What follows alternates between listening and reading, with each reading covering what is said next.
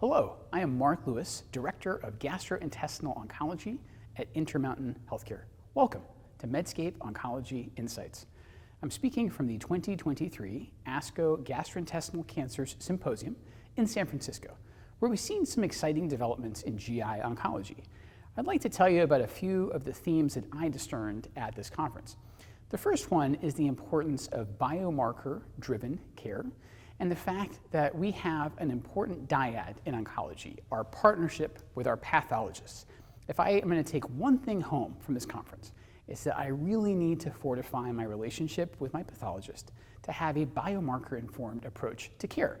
We saw several examples of that at this meeting.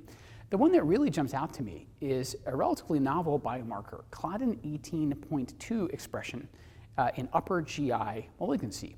And this was a crucial marker and one that's quite elegant in its expression. So this is a marker that normally lives in the tight junctions between cells of, say, the stomach lining. And the tumors that arise in the stomach disrupt that tight junction, and then those proteins are visible on the surface and targetable with an antibody like zolbetuximab. We saw the same importance of biomarker testing in colorectal cancer in regard to HER2 expression. Now again, you can argue that the HER2 positive colorectal cancers are a minority, and that is true. But it's a small fraction of a large number, and we're only going to find what we look for. And I think the approval of the combination of tucatinib and trastuzumab in HER2 positive colorectal cancer is an important call for biomarker testing in that disease as well. For years, of course, we've known it's important to determine MSI high status in a host of solid tumors. But at this meeting, we also found out that there's hope for the MSS colorectal cancers as well. We saw that the novel combination of an anti-CTLA-4, anti-PD-1 can actually render these cold tumors hot. So botensilimab may have a relatively new way of stimulating immunotherapy candidacy even in the MSS population. We saw an interesting focus on quality of life. Sometimes I come away from these meetings and I wonder if the endpoints that we discuss are germane to the patients under our care. Because if we really step back and ask them what matters to them, they'll tell us overall survival and quality of life. And so I applaud ASCO for putting a spotlight on symptom management and pain control at this meeting. We saw new roles for palliative radiation to the celiac plexus for pancreatic ductal adenocarcinoma, and also to the liver for patients who are suffering from capsular stretch. And again, I think it is so refreshing to see an organization of ASCO's stature really turn the spotlight on QOL issues. They really, really matter to our patients. I also particularly like the fact these are non-invasive approaches. Normally, when I think about celiac plexus blockade, I'm asking either an interventional radiologist or a complex endoscopist to intervene in a manner that is necessarily invasive.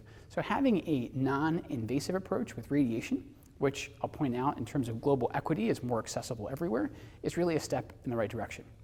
And then finally, leaving a conference like this, I'm often feeling like we're walking a tightrope between hope and hype. We don't want to overpromise and underdeliver to our patients. And it's important to acknowledge when major trials actually have negative findings. To me, the most obvious example at this conference was S1815, the long maturing SWOG trial looking in biliary tract cancer to see if the addition of nab-paclitaxel to the traditional backbone of gemcitabine cisplatin improves survival.